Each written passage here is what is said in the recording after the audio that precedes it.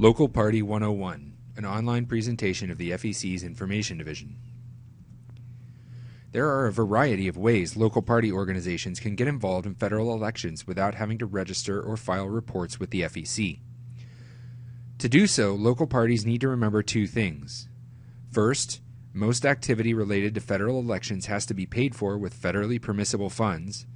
And second, the amount spent on federal activity must remain below the registration threshold set forth in federal law.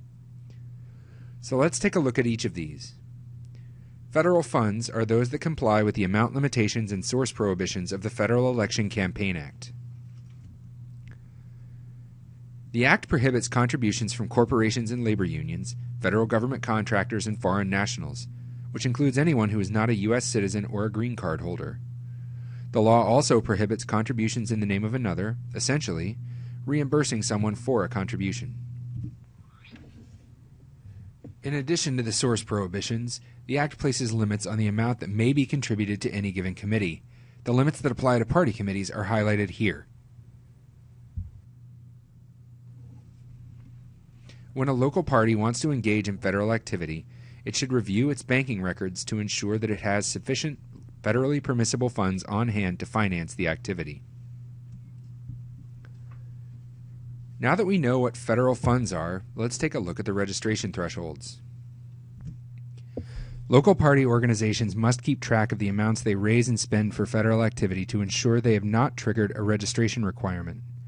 Local parties must register with the FEC if they make federal contributions or expenditures that total more than $1,000 in a calendar year, receive contributions for federal elections that total more than $5,000 in a calendar year, or spend more than $5,000 on certain exempt party activities in a calendar year.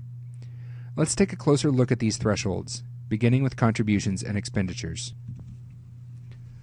A contribution is generally defined as anything of value given to influence a federal election. This definition includes gifts of money, in-kind donations of goods or services, and loans or extensions of credit. Regardless of the type, contributions are subject to the limits set forth in this chart.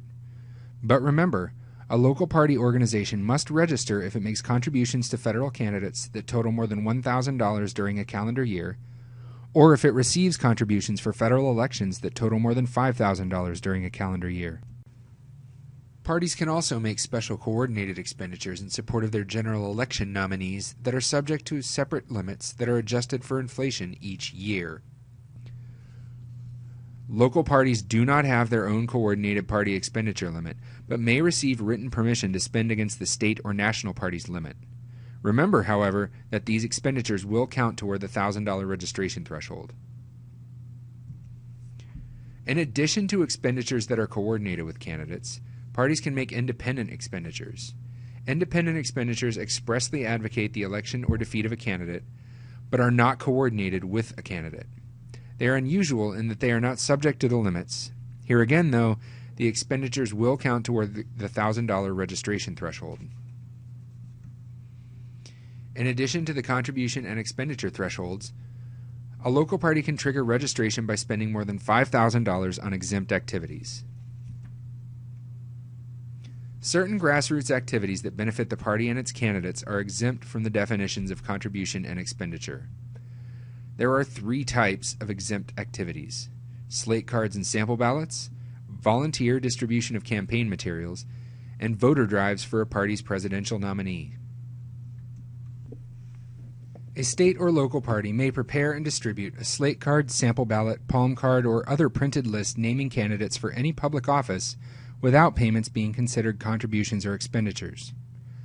However, to remain within the exemption, you must meet the following three conditions. First, you must name at least 3 candidates running for election to any public office in your state. Second, you may not distribute the list through general public political advertising such as broadcast, newspaper, magazine, or billboard. Finally, you must limit the content to the identification of the candidates, the office or position the candidate holds or seeks, and party affiliation. You may not supply biographical information, position statements or descriptions, or statements of party philosophy. However, you may provide certain voting information such as time, place, and instructions for voting a straight party ticket.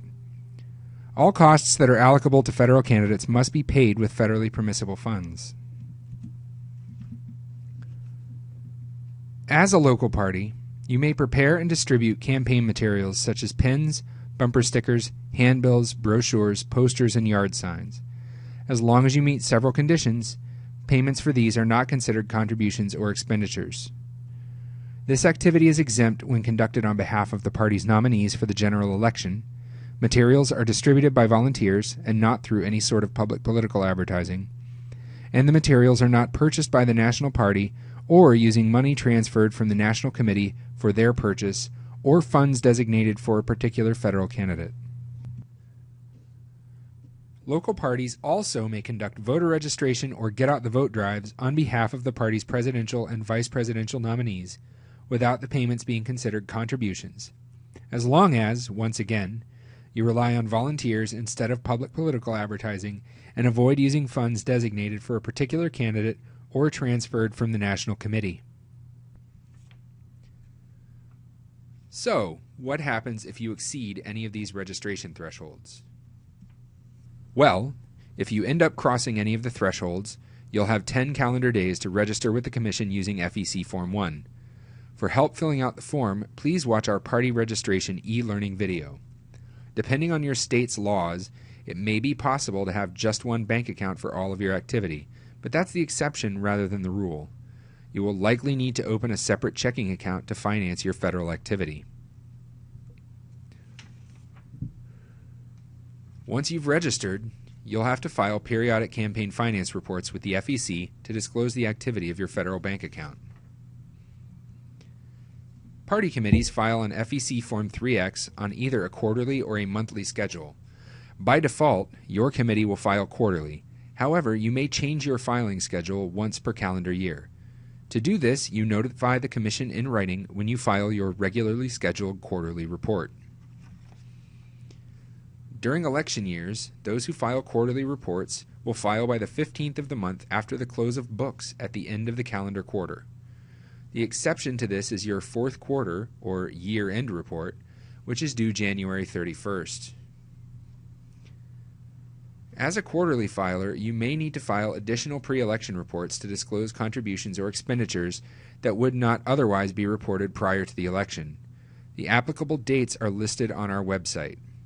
Regardless of your activity or filing schedule, you will have to file a post-general election report that's due 30 days after the election.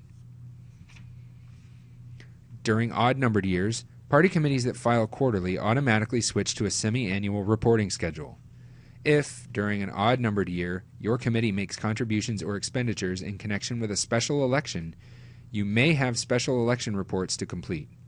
Here again, check our website for details.